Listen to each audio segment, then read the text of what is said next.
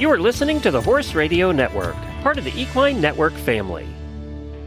This is episode 689 of the Dressage Radio Show, official podcast of the United States Dressage Federation on the Horse Radio Network, brought to you by Kentucky Performance Products and the Murdoch Method. On tonight's show, the head of the Horse Radio Network will join us with some exciting news. We have a Dressage at Devon report from listener Ruth McCormick. After that, Wendy from the Murdoch Method gives us an update, and then Reese and I will bring you a great trainer tip.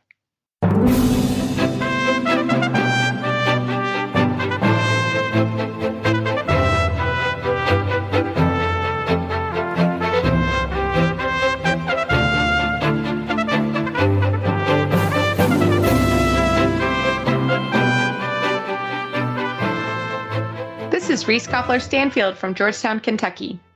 And this is Philip Parks from Rockwood, Ontario, and you're listening to the Dressage Radio Show.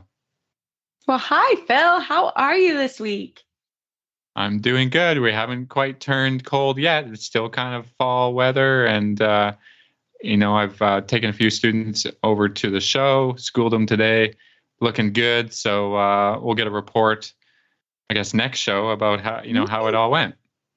So is this your kind of last show of the year? Is this the culmination? This one, like I'm not, I didn't take any horses to compete on myself and to ride because I am a wimp and I do not ride at shows in cold weather and that judgment. That kind of thing. Yeah. I'm a snowbird. I hear you. Yeah. And you're going to talk about it. Like it was really warm today. It's going to be really cold tomorrow. So Yeah. I've sort of shown a little bit. All of the horses got their introduction to Prix St. George this year. I don't feel like I have anything else to achieve or things to work. I need to work on everything and get it better and do the exercises, do the homework before I'm gonna go out again in next year. I love that. I think that's actually important too. I kind of had to make that choice this week. We have a local show here next week, and it's at the horse park. It's going to be super busy because the Retired Racehorse Project is going to be going on and the dressage show. And to be perfectly honest, it was actually quite expensive. And I thought, well, I'd like to take Mike, just get in the ring one more time before nationals, but it was expensive. It was quite expensive. And I thought, what's the bonus, right? Like he was actually quite well behaved at the regionals. It wasn't a horse show thing. It was, hey, we just need to practice the test. And I thought, I'm just going to be disciplined about practicing at home. But I think that's really important. If you've hit your goals, it's always nice to go to the show and obviously see your friends and do all that. But sometimes it's okay to not show. Just like you said, you hit your goals, you did what you were supposed to. And then holding tight and training, there's nothing wrong with that. I think it's smart. Training, yeah. That's kind of, what you have to enjoy the most because you do it most of the time. You only show once in a while, right?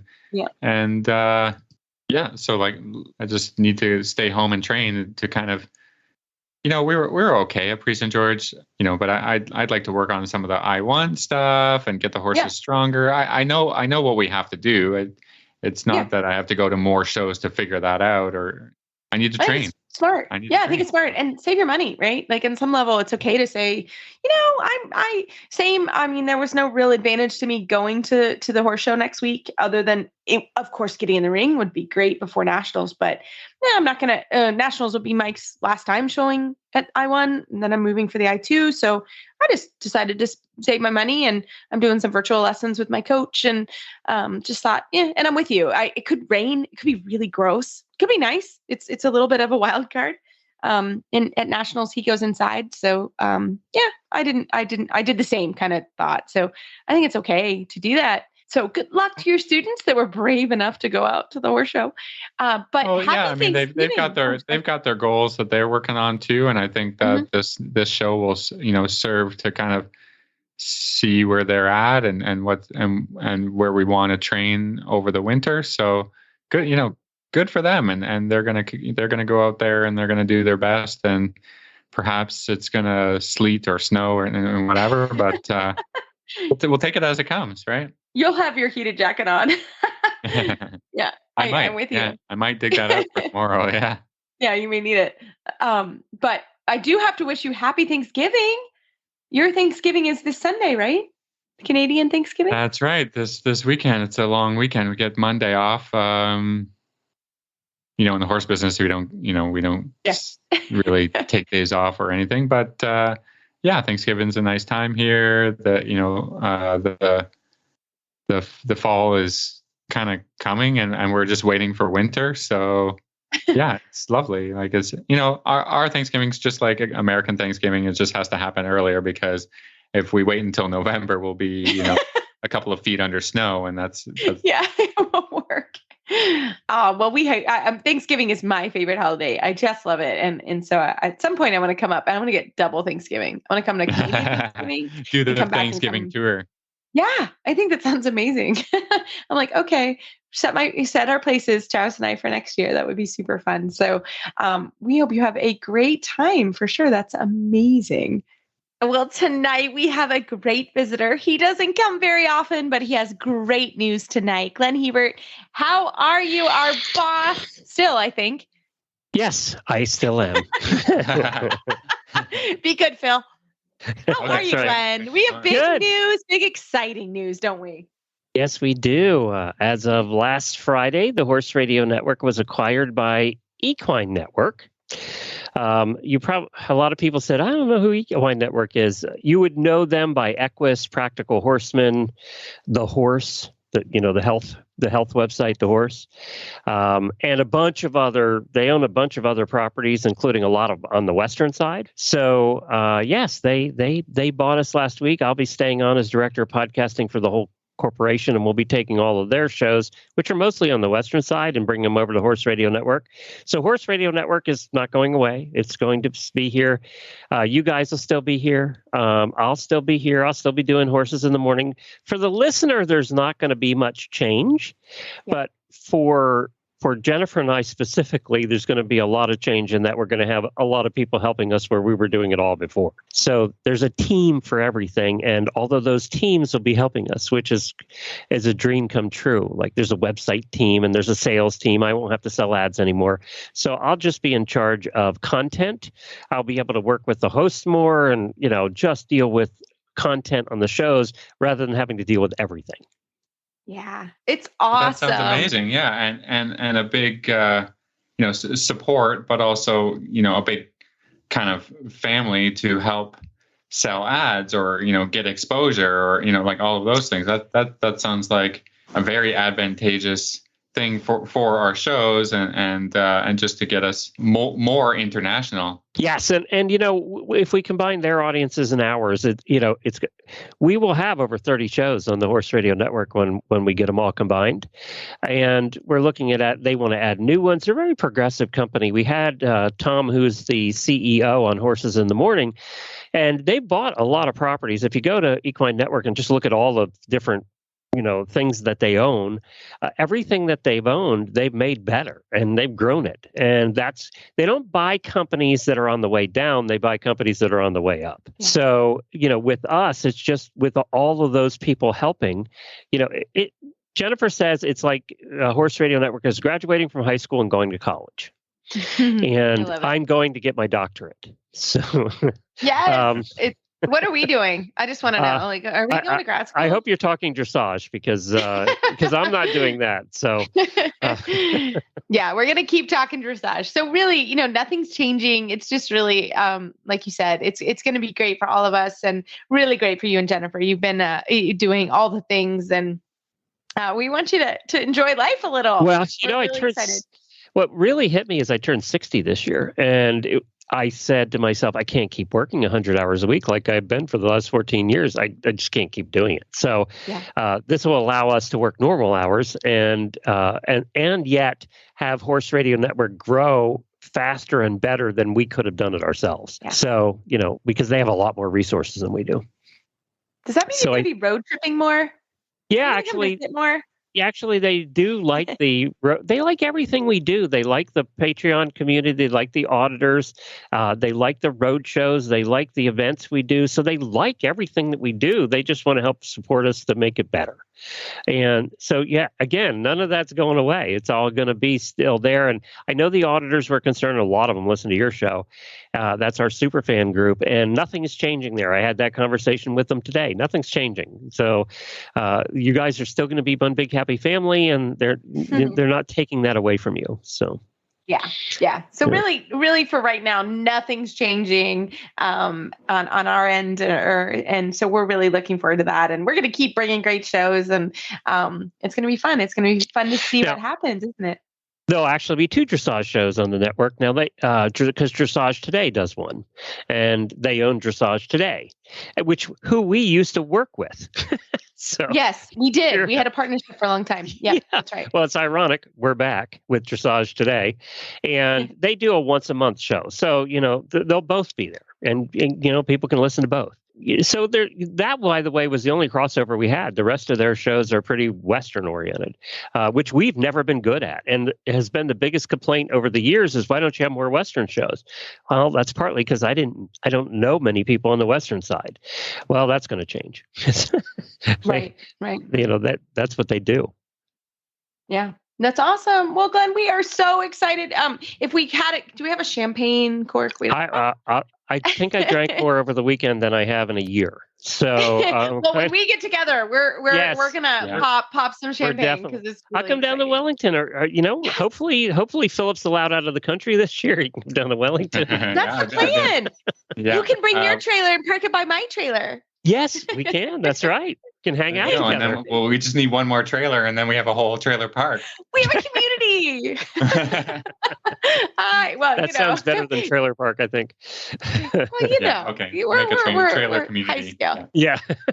A trailer community. I love it. Oh, well, Glenn and Jennifer, Jen's not on, but we want to just congratulate you guys. Congratulations. And we're really pleased to continue to be part of the family. I want to thank you, and also Paul, who's on here from Flintstone Media. Flintstone Media has been a big part of the last 5-6 years with us, really, keeping the shows produced and edited and posted, and you guys for doing this for 3 months. I can't believe it's been almost 4 months now that you've been hosting. It's been almost 4 months, aka 10 years. And Paul has to put up with this every Thursday night. God bless him. He is learning something about dressage every once in a while. Right, Paul. Nobody ever hears Paul, so let's bring Paul on for a rare visit, because I have a question for him. Paul, are you there? I'm here. Hi, Glenn. Hi, everyone. Hi. Well, dressage is very popular in England too. It is. Yeah, they have some of the top in the world. Have you learned more about dressage than you ever wanted to? I've learned so much about dressage that it's unbelievable. In fact, so much that I can't remember anything.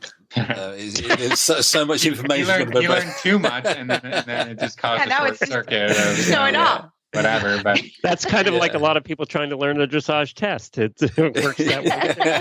It's true. No, it's true. I actually live quite near Hickstead, which and so every time I drive past it, I think, hey, there's horses over there, and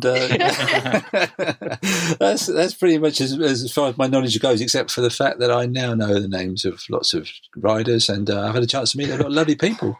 So it's all good. It's interesting because when we first started hiring producers, I said they all have to know about horses or it won't work. Well, Paul and George and the gang over Flintstone Media proved us wrong. So, well, poor Paul. Just have to be nice people. Yeah, nice people. Yeah. But I was grumpy. I can't believe Paul made it past his first day, because the first day Philip missed a flight, which has only happened once in 10 years, which was the day we got a new producer, Paul, and I was not a happy Reese. And that doesn't happen very often. I was really grumpy, and Paul's just like, it's fine. We'll make it happen. And then from then on, he's been awesome. So he made it past Grumpy Reese, which was the first day he met me, and then it was much better, because I don't do change very well. So. I've known you longer than anybody on this call, and I haven't seen Grumpy Reese too often. Oh, it's not pretty. It's not pretty. I bet. It's not pretty. It doesn't happen very often. But that particular day, I think I was really tired. I had no Phil and I had a new producer. And I was like, ah! And Paul was like, It's going to be fine. I was like, fine. All right, fine. It's been fine ever. It's been better than fine, Paul. We love you. Oh, you're very kind. And Reese, I have no recollection of that day. You've always been wonderful. I was kind of a... Did I get away with that? A B. Was that sincere enough? I was kind of a B. That was pretty good, Paul. Yeah, it was really good lie. I was definitely a B that day. I was not a happy Reese. So I was being to poor Paul. And he stuck around, so we love him. Now he knows. I don't remember him threatening to quit after the first day. I didn't get a call, so that was solid.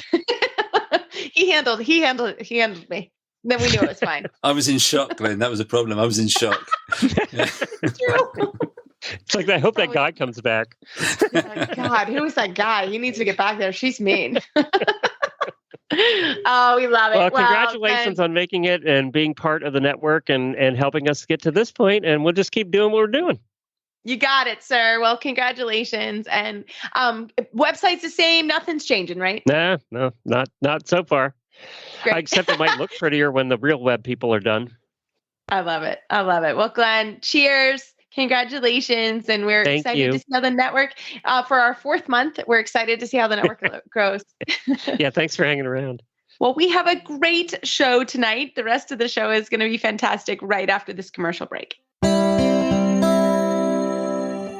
This Nutrition Minute is brought to you by Kentucky Performance Products, the company that simplifies your search for research-proven nutritional supplements at kppusa.com.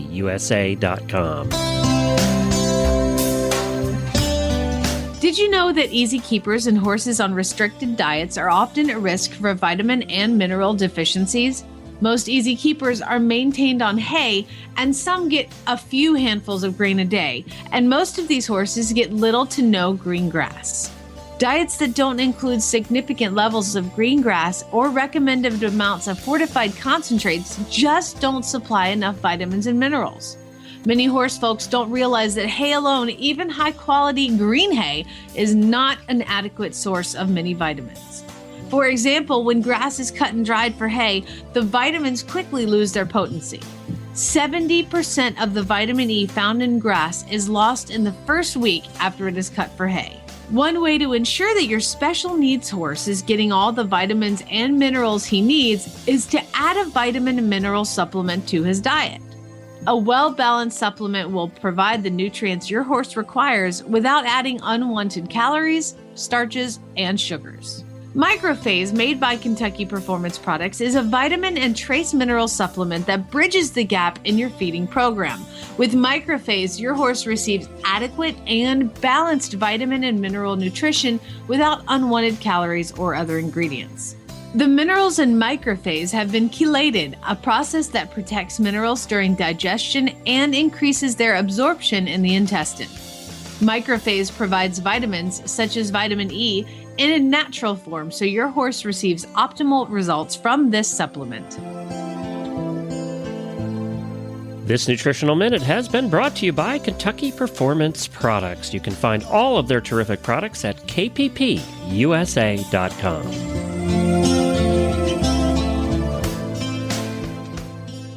Well, tonight we're so happy to have longtime listener and friend of the show, Ruth McCormick. She's going to give us a report at Dressage at Devon and about the Sabine Shout Carry Masterclass. Ruth, welcome. Thank you so much, Reese. I'm very happy to be here.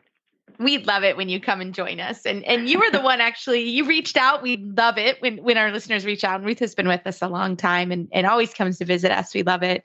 And you were telling us, you're saying, hey, I'm going to Devon. I'd like to report on the master class. And Phil and I are like, yes, please. Yes. So we're going to let you take it away. We're excited. Great. Well, I've been going to Devon for a long time. I mean, I spent many years not where I wouldn't have gotten out of training level if I was showing, but I've gone to Devon for maybe almost 30 years. And they added a master class this year. And it was 2.5 hours long. And our highest scoring Olympic rider in 2021, Sabine Shoot Curry, now I can't say it, okay, was the clinician. And I don't know how many people have been to Devon. It's outside Philadelphia, and the weather's sometimes really good, and it's sometimes really awful because it's right, the end of September, beginning of October when the season changes. So we had half and half. And Sabine and the riders were really lucky because they were in the first half when the weather was like in the 60s and clear and sunny all day. And the clinic was 5:30 to 8, so it was starting to get dark during the clinic. And if you haven't been there, there are tall stands on each side. One of them is of boxes, but the boxes are they're two major, it's almost like a building on top of the other building. And then there are big grandstand on the other side. There's big offices and where they do the presentations, in front of the building there and all. So it is a high stress environment for a lot of horses, and they're all in there by themselves. Each one's in there by himself. The lights are coming on. So that will set up the stage that tension is part of what they were dealing with. There were 6 riders. Reese and Phil, I think they've all been on the show at some point or another. Yeah, most of them have. Great group. So list them for us. Yeah. I think you're right. They've all been on. Yeah.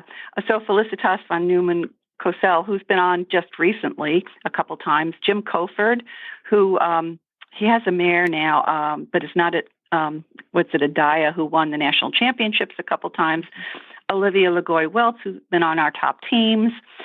Alice Tarjan, who was at the championships this year, and Silva Martin, although I have to say I never saw Boyd there. Maybe he was, but obviously Boyd Martin's a famous eventer too, but she's pretty local to the show and a very accomplished dressage rider too.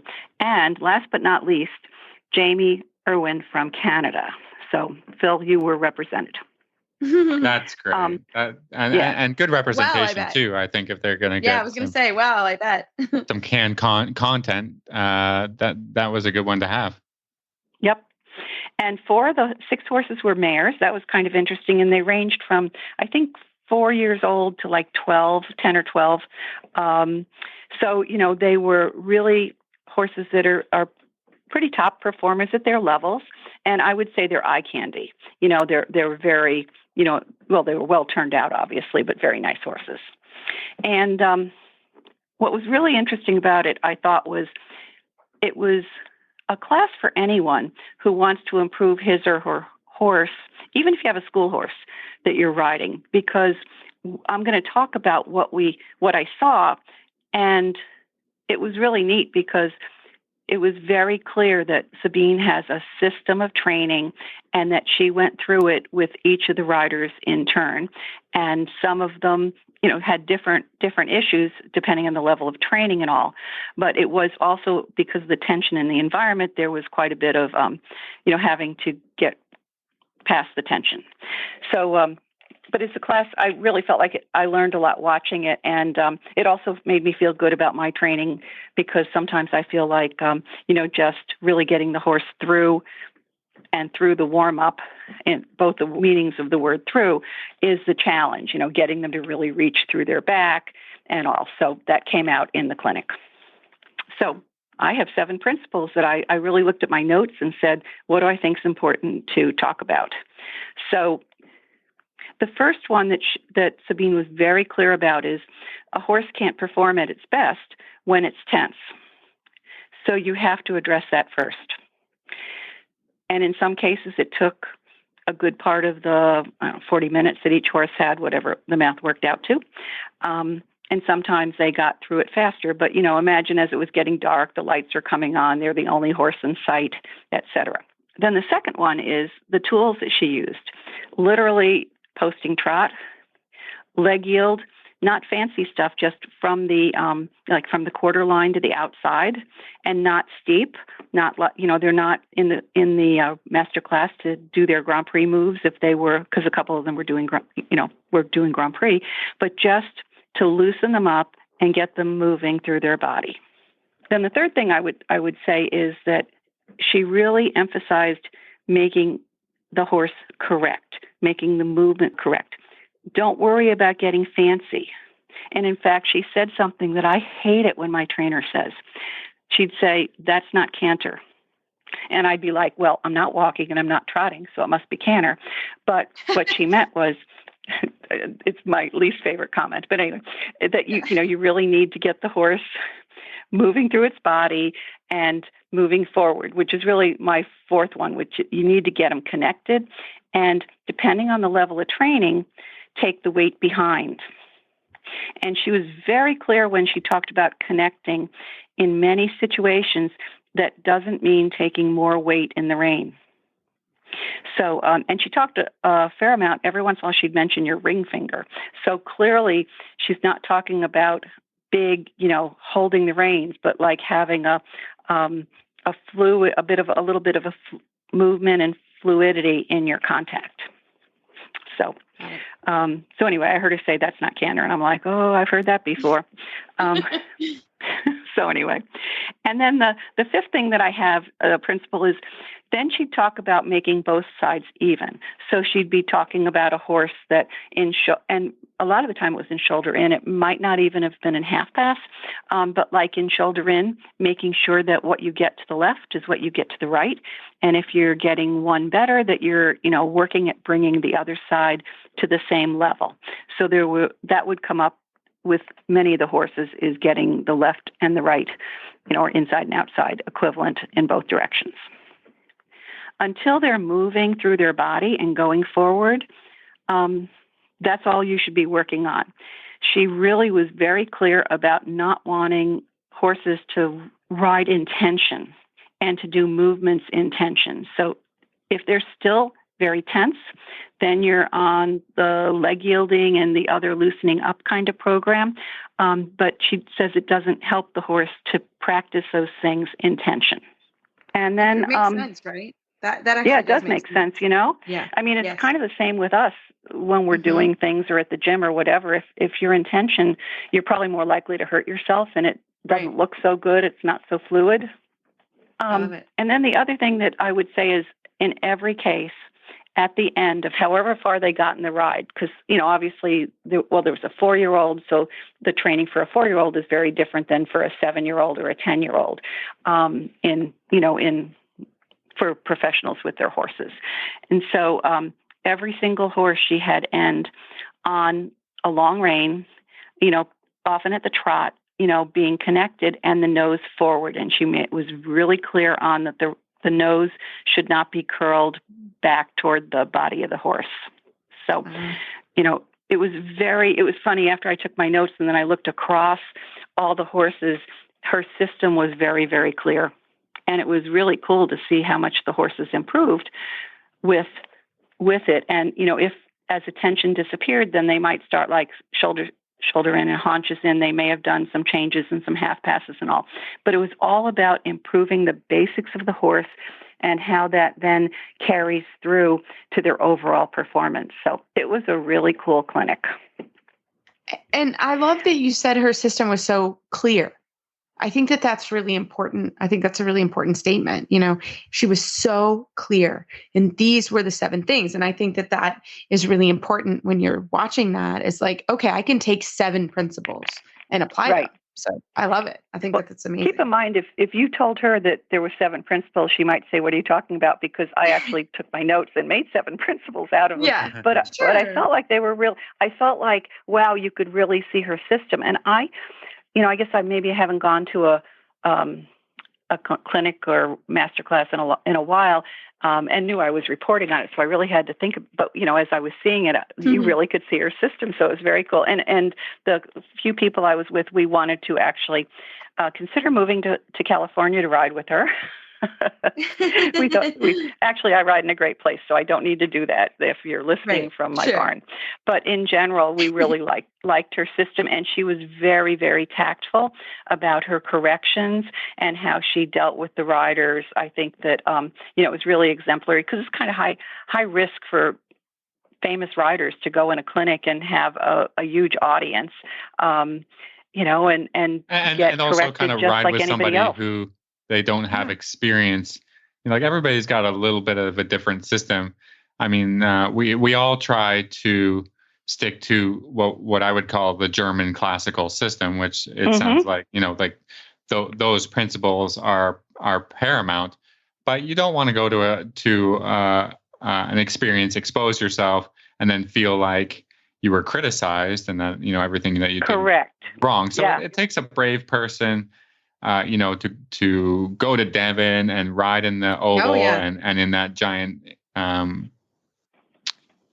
atmosphere. It's not easy. Yeah, that's not right. So you have to appreciate the riders for that, and absolutely, opening themselves to criticism. It sounds like she did a really good job of not stressing horses and riders and just achieving whatever.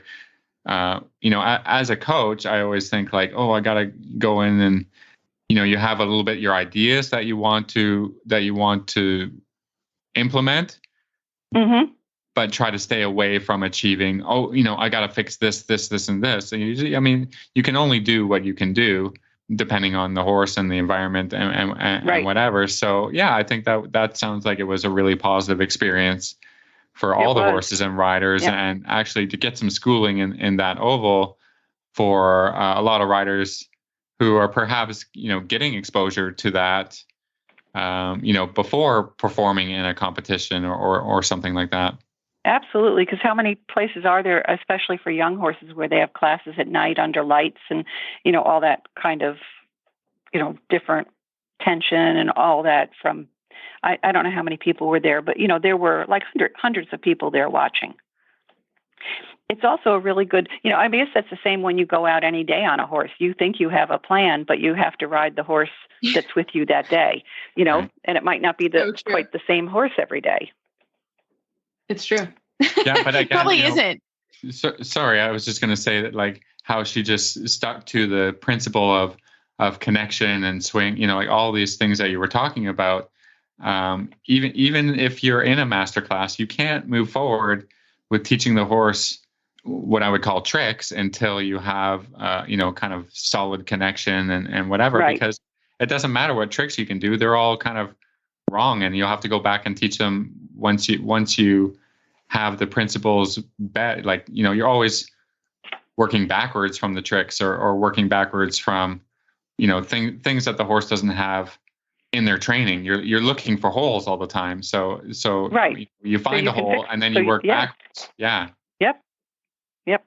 And it's another good lesson, I think, on why it's so valuable to have eyes on the ground. And sometimes it doesn't even have to be a person that knows dressage that well, but they can look for the relaxation and they can look for parts of it and it doesn't matter if they can do it. It's just they can see it if you have somebody who has a good eye. And I think it's why we all take lessons. People will say to you from outside riding, "Oh, are you still taking lessons?"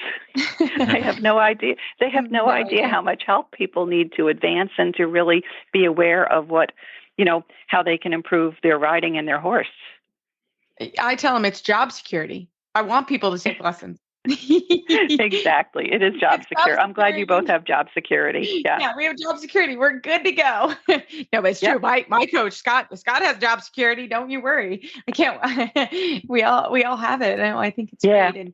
But also why I think it's great that you can see and do the master classes. They always have one in Wellington, and Sabine did one in Wellington, and it was fantastic. The same kind of thing. And it's nice just to sit there and have your notepad and just pay attention and not have to, I feel for the riders. I have done a lot of those, especially when I was younger. I'm not as brave as I used to be, but I used to do a lot of them when I was younger. And, but it's really difficult as a rider. I mean, it's hard. You're going in there. You don't know the instructor probably. And you're in a big environment, but it's such great, experience and to ride with someone like, I mean, you don't have to get like the answer to any of your problems, but you have to build on like all the little things that, a new coach will be saying to you. And even if you just glean something from it, it's going to help you along this long road of learning to ride dressage well, So, yes. I mean, over the winter, like in Canada, people try to host all of these things. And I think whether you they need riders, right? And typically they're somewhat expensive, and you're going to put yourself out there. But I mean, it's so appreciated from anybody who wants to learn or come out and audit that there are riders that are going to support these clinics and things. To which, I mean, even if there's two people in the audience, I mean, that there has to be support for these events that people are putting on, and yes.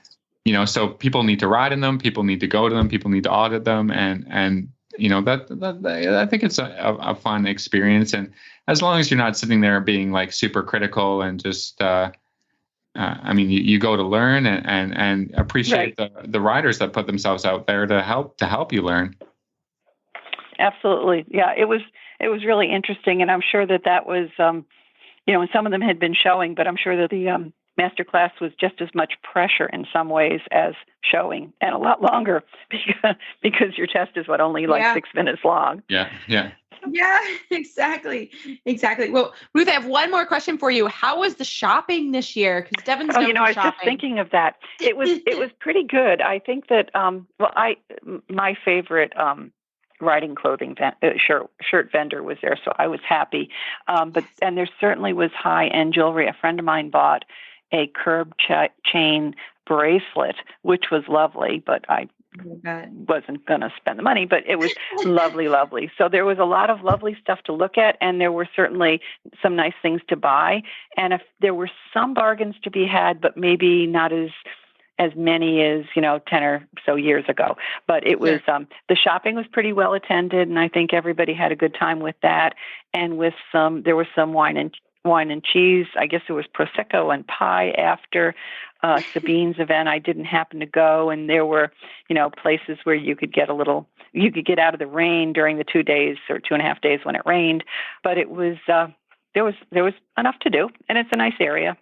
Yes. Oh, that's awesome. And if you were really bored, the King of Prussia Mall is like 10 minutes away. But I don't, I think for the most part, a lot of people, if you go to the show for a bunch of days, you're either showing or you're supporting a group. I mean, they were supposed to have a whole day for kids. They've started Dressage Explorers, trying to get kids interested in dressage, and the whole day got rained out. It was supposed to start with the blessing of the animals, and then I think they have stick pony rides and different things. But that day was really miserable. So oh goodness, that's a shame. That's a shame. Total shame. But Ruth, thank you so much for coming on. We always love it when you come to visit us, and I love your energy and your spirit, and I love whenever you give us a report, it's amazing. So thank you so much. Well, it was fun knowing that we were going to talk, because it also made me pay special attention to the master class and to kind of what she was saying. So it made it more educational for me. So it was great. Well, we're going to book you for any other master class that ever comes around. We'll see. Okay. If it includes air tickets to see one, that would be great too. But I suspect your budget isn't good for that either. We have to talk to Glenn about that. We have to figure out how to pay for that ourselves. Yeah, exactly. Yeah, we're exactly. So we'll talk to Glenn. Okay. Well, thank you Very so much, good. Ruth. Bye, everyone. The Plaidcast is North America's most listened to horse show inspired podcast with over 200 episodes. Hosted by me, Piper Clem, publisher of the Plaid Horse magazine.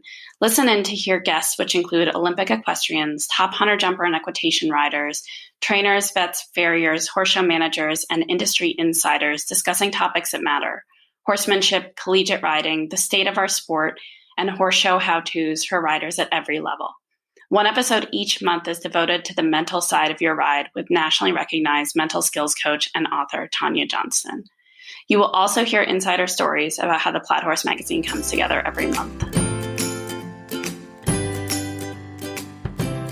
Well, tonight we have our favorite monthly guest, Wendy Murdoch, on the show. Wendy, how are you? Oh, I'm great. Thanks. I just got back from a almost 3 week vacation. It was amazing. I can't even, I'm so, actually, I saw you on Facebook. I actually said that before we got on the air. I was like, Wendy, if there's anybody that needs a vacation, it's you. You work so hard. And I was like, how does that sound? I know. I was like, I could use a 3-week vacation, but I was so happy. I mean, truly, you do so much. I was so happy. You look so happy on vacation. It looks great. Thanks. Where'd you go? I went to Martha's Vineyard. Oh, wonderful. And Misty Meadows Equine Learning Center is a place out there what I've taught, and they have a house rental that we rented. And so I have to admit, it was a busman's holiday. Okay, what did I do? I rode a horse. A working vacation. Yeah. A working vacation. Okay, right. I was like, what does that mean? That means I can't get away. You know, I did Surefoot with this little horse that was a little worried about the pads. And so I spent like several days. I spent like probably the 2 weeks going and seeing him every couple of days and getting him over the anxiety. You know, he's a little Arab. And he's super cute, and he's a super trier, and he's a super hard worker. But he would get that little kind of stuck in the throat latch thing, and then not be able to see the pads, and so he was kind of worried about it. So I just took a lot of time really helping him. I can do Feldenkrais on horses. I don't know if I've ever told you that. So I can use my hands and feel what's going on in a horse. So what is Feldenkrais on horses? Well, Feldenkrais. Yeah, I was going to say, what does that mean? Yeah. I'm like, what does that mean, Wendy? So Dr. Feldenkrais recognized that we all have a nervous system and that we can communicate nervous system to nervous system. Okay. And essentially that's what we do when we ride. We're communicating nervous system to nervous system. In other words, our sensors are in our hands and our body, our proprioceptors, the things that tell us where we are in space. And we have receptors that tell us heat and pressure and temperature and that sort of thing. And so as a Feldenkrais practitioner, I trained for over 16 years. I did the U.S. training, and then I trained with Mia Siegel, who was Feldenkrais's first assistant. She trained with him for 15 years before he started teaching other people. And she's in her 80s, and she's such an amazing woman. She's a black belt judo master. And so I trained with her extensively. And so basically, as a Feldenkrais practitioner, what you're working on yourself to become more aware and more sensitive, to increase your sensitivity and to feel subtle nuances. And as a good Feldenkrais practitioner, in my opinion, when I put my hands on someone, I'm feeling for what they do as opposed to what I think they should do. In other words, I'm trying to figure out what is the pattern. Like if I put my hand on your shoulder or took your forearm, I would be trying to feel, well, what is your idea and how do you move your body and where do you go? What possibilities of movement do you have? And then I would match those possibilities. In other words, I'd match what you're doing. I'd get in sync with you. And when I get in sync with you, then there's this support. And with the support, your nervous system can go, oh, great, somebody else is doing the work for a while. I can let go. And so that's where the change happens. It's because when your nervous system feels supported, it will allow itself to stop working so that it can let go. And then you can start to discover other possibilities, other ways to move, ways that you might not have had access to because the habit pattern was so strong and driving everything that was taking over and you didn't get this chance to get to somewhere else. Does that make sense? Yeah, I mean, and you can, drive a direct link to your ideas about the Surefoot pads and how they would be sometimes at first supportive and then kind of allow horses to change their movement patterns. Yeah, absolutely. And support systems, yeah. Yep, Surefoot came right out of Feldenkrais. So when I give a horse a Feldenkrais lesson, I'll put my hands on them, typically somewhere on their head where they're accepting it, right? And I just feel what is happening through this system. How far back in the system can I feel? Can I feel a connection through the neck? Can I feel a connection to the spine? Can I feel a connection all the way through the tail? And in many horses, when I first start, it feels like there's a limit. And this little horse, you could feel he was like kind of somewhere just behind his head. There was not a lot of movement. And so I literally wait there. And I think, as horse people, we tend to get a little bit impatient sometimes. Yes. Yeah. And what I love about when I get into Feldy mode is I can be the most patient person in the world, even though me, I'm not a patient person. Okay. If anybody knows me, in my life at home and stuff, they might know me as a teacher, and I'm very patient. But in the rest of my life, I was going to say patient. you're very patient as a teacher. Yeah, I was going to say I only know you teacher, but you're very patient. Yeah, when I'm at ask Brad, he'll tell you I'm not patient. Poor soul. I jump into his sentences all the time. He's like, "Can I please say something?" And it's like, "Oh, wait, sorry." That's awesome. But it's so it's like listening. And when some people see me work on horses, they go, "Oh, you're a horse whisperer," and I'm like, "No, I'm not. I'm a horse listener." And I listen with my hands. And I think that as riders, that's the thing. If we can get to where our body can listen to our horses so that we are listening to what's going on so that we can respond to that, as opposed to, in teaching riding, so many of my students have been told what to do, but they never felt it. Mm-hmm. And so, they're trying to do this thing that the instructors told them to do, that they're trying to analyze and figure out, well, how do I make my body do whatever it is I'm supposed to do?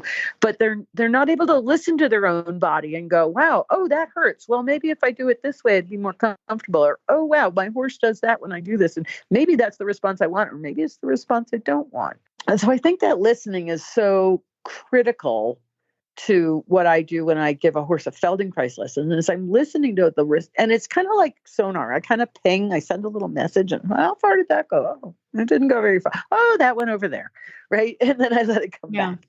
And so it was so much fun on vacation. I know that's where we started, because on vacation, it was like, I just wanted to play with this horse. I wasn't, didn't have an agenda, didn't have a time frame, didn't have a student that needed to get on, and didn't, it was just like, let's just play. And it was really fun. I love it. I have to ask, Phil, do you ride horses on vacation? Yes. I mean, like, so, sometimes I come down to Florida. Yeah. Okay. See you. And so, yeah. Well, that's kind of we do work, a little bit of work. We do a little bit of work. Like we'll look at, one of your horses on one of the days, so it's like 90% vacation, 10% work. Yeah, or you're coming for a conference too, though. Like, do we honestly know what vacation is? Yeah, I was going to say, Phil, this is work. I mean, not that I don't love when you come to visit me in Florida. We have a really good time, but like we're doing like that. I don't know. I mean, when I'm on vacation, the last thing I want to do is see a horse. I will somebody's like, "Do you want to ride on the beach?" Nope, no, I do not. Nope, no. You want to go for a walk down the canyon nope, I do not. Like, I won't. Well, yeah, I mean. I get that, but it's always nice to explore horses in different countries, So nope.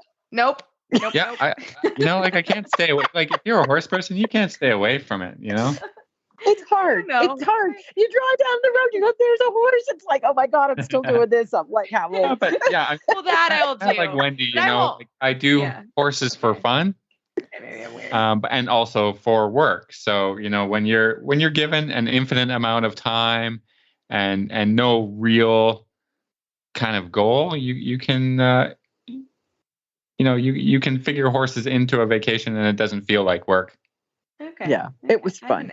And then I did ride my bicycle every day, because you can just go right out, and there's a state forest that has a bike trail, and I did 10 to 13 miles a day every day. I went out and rode, except for one day. Wendy, was it an my vacation? E-bike? Yeah, is it like a motorized bike?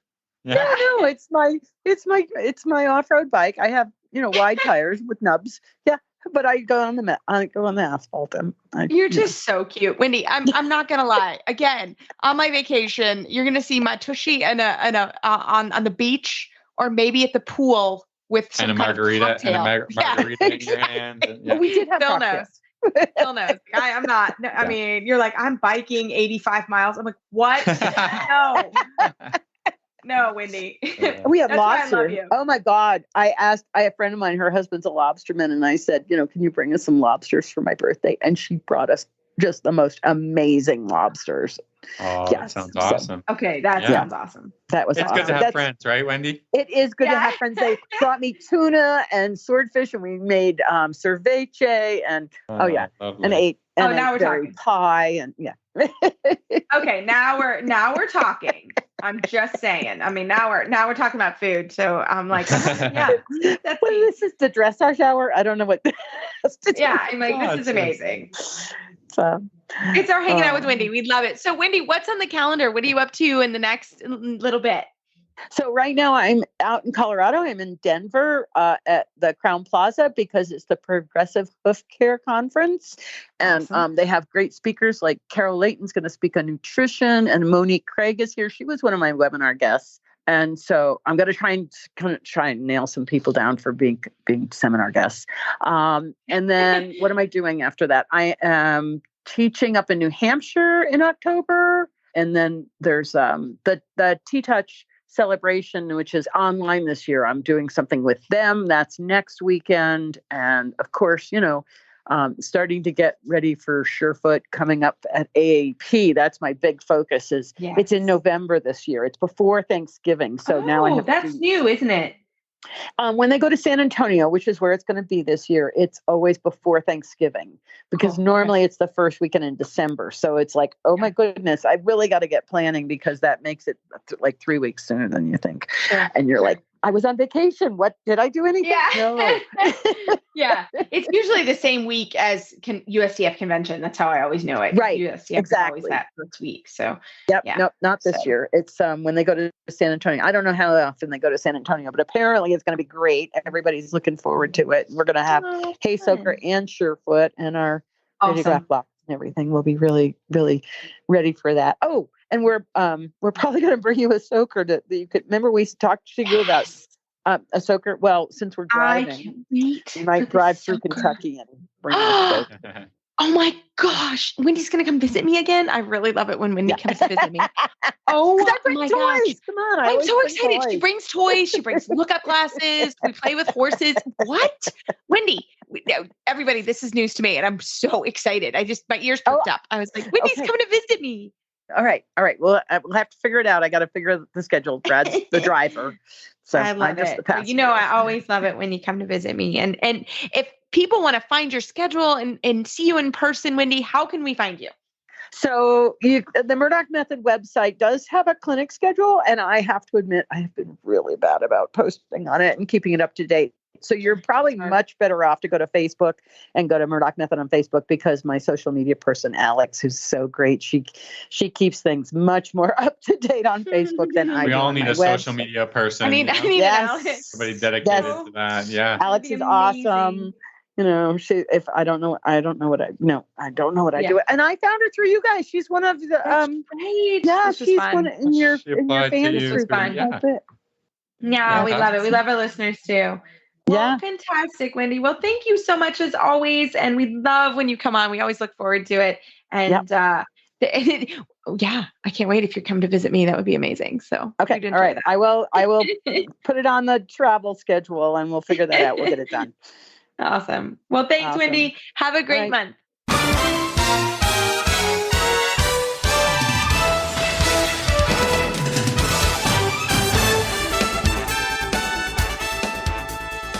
So, Phil, you have an awesome trainer tip for us. What you got? I don't even know what it is yet. Well, I was just, I'm coaching, preparing some riders for starting a show tomorrow. And I was just thinking about what are some tips in general for my specific riders? And just, as I'm looking around, I'm always thinking of ideas. And I thought a good one for people who are competing is to start to practice some tempo control. So we all know the walk has a 4-beat rhythm, the trot is 2-beat rhythm, and rhythm is different than tempo. Correct. And imagining myself sitting in the booth and watching my riders ride, are they matching an energetic tempo? And that sort of is a bit of a finishing piece, or maybe a starting piece, but a piece that needs to be included in your test. So a lot of people just go around and perform the actions of whatever test that you're riding, whatever level you're riding, but it's all a little bit, it can be over practiced, and the horse can kind of just lose that freshness that needs to be included within the performance of a dressage test. So it's not just a monotonous practicing going from movement to movement to movement, but actually looking lively and energetic. I mean, right now we're, kind of coming into the fall. And so today we had a high of 20 degrees Celsius, or a little above that. But tomorrow it's going to be 8. Oh, sweet Lord. But in a lot of ways, I think that can be great because the horses will be a little bit energetic, and the wind's going to be up. And that's what I said to my riders today is if the horses come out a little bit extra fresh, that's not a bad thing. You just have to learn to use that extra energy and that extra, people describe the horses as being a bit up, I said, that's fine. But, you just have to kind of manage that and in a different way, like back to my original point of the horses will be tomorrow a little bit more up tempo. And that can really help the riders. Yeah.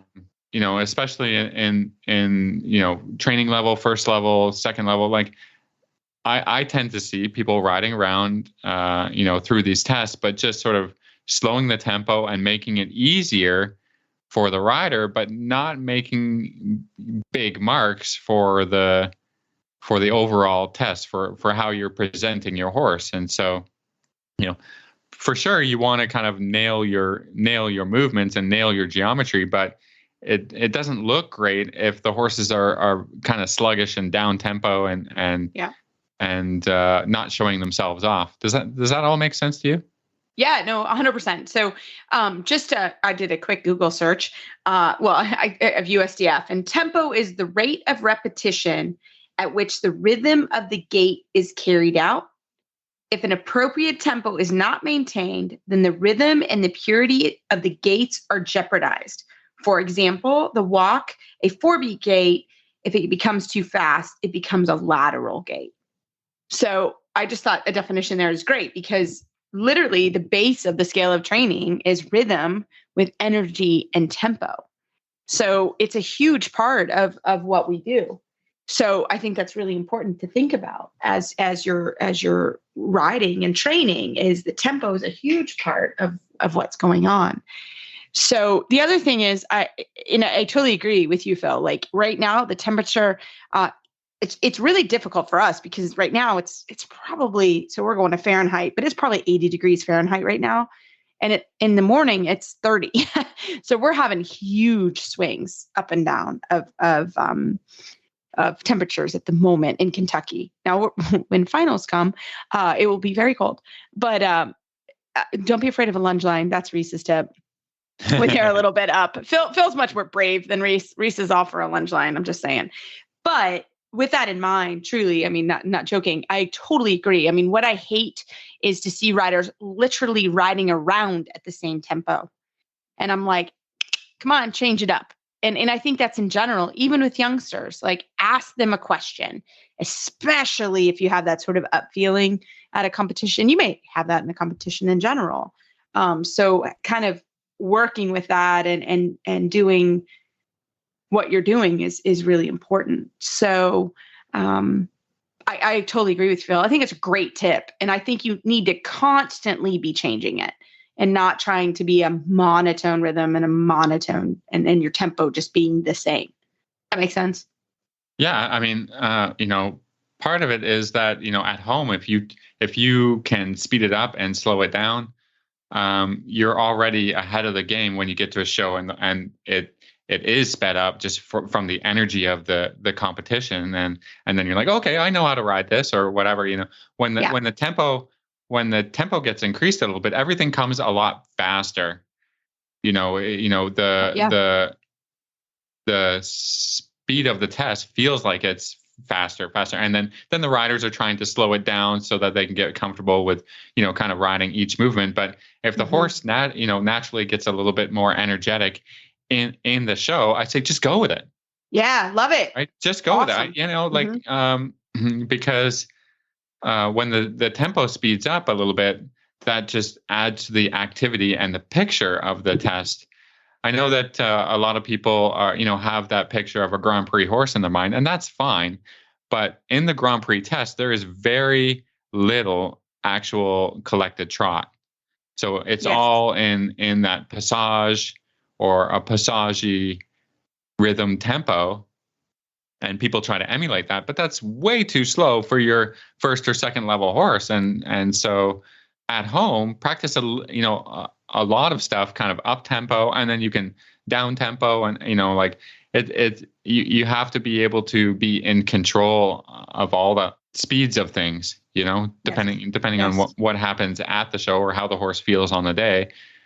You've got to be okay with just going with a little up tempo and feeling like the test is coming at you quickly. And all of that is okay, as long as you're accurate about doing the shoulder in from letter to letter, and all that. And like, know your test, but you don't have to practice it until the horse is so bored with it. When you get in the ring, is like nothing's happening. It doesn't look great. Like part of dressage is, a test of obedience and suppleness and all that stuff that we talk about. But the other part is putting on a performance for the judge. Show your horse off. Yes. As beautiful as your horse can be, and that then the judges reward that with a good score. Like everybody can kind of ride a down tempo trot, down tempo canter, and those aren't that you might get a 5 or a 6, but everything that happens a little bit too slow is not the quality that needs to happen for a 7 or 8. And we want to shoot for those 7s or 8s, and just increasing the tempo a little bit, and the horse kind of trying to show himself off. I think that's what's going to make your tests. 100%. And like you said, it is a show. That's really important. You are at a show. You're there to show it off. And we always say, welcome to Hollywood, right? When someone goes down there, like, your job is to smooth it out. It's not to tell the judge every problem, right? That's Phil and my job, is to help you with that. But at the end of the day, you are at a show. You want to be confident. You want to go in there and you want to own it. And that's part of sort of having the tempo control, and being in control of that is super important. So I think it's an awesome tip. And I think it's just something, you're still showing, we're coming into regionals and finals time, but it's just a good reminder of you're at a show, right? And show your horse off at that point. You paid a lot of money to be in there for that 7 minutes or whatever you are. So show it off. So I love it, Phil. Great tip. Well, as always, we love your email and Facebook shout outs. Keep them coming. And you can find our show notes and links to today's guest at our website, dressageradio.com. Like us on Facebook, just search Dressage Radio Show. Follow us on Twitter at Horse Radio. My website is maplecrestfarmky.com, and my email is reese@horseradionetwork.com. I think the best way to find me is through Facebook, or my email is philip@horseradionetwork.com. I'd like to thank our sponsors for allowing us to put on a good show. That's Kentucky Performance Products and Surefoot Equine Stability Program. If you'd like to support our show and the Horse Radio Network, you can do that through the auditor program found at horseradionetwork.com. Everybody, keep your heels down and your shoulders back, and we will talk to you next week.